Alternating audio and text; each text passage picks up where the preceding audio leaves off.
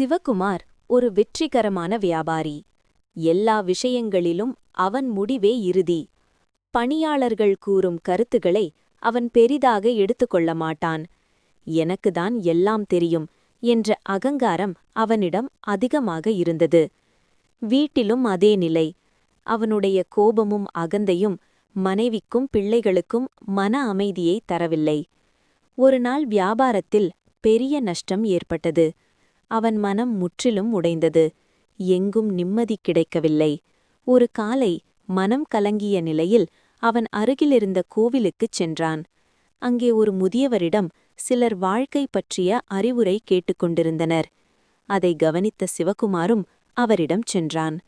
மனவேதனையுடன் அவன் கேட்டான், எல்லாம் இருந்தபோதும் என் வாழ்க்கை ஏன் சிதறிவிட்டது?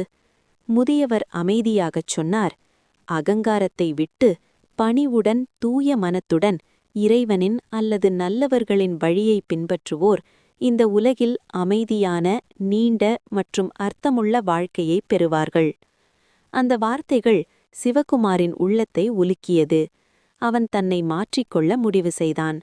பணியாளர்களிடம் மென்மையாக பேசத் தொடங்கினான். வீட்டில் பொறுமையுடன் நடந்தான். பிறர் கருத்துக்களை கவனமாக கேட்க கற்றான்.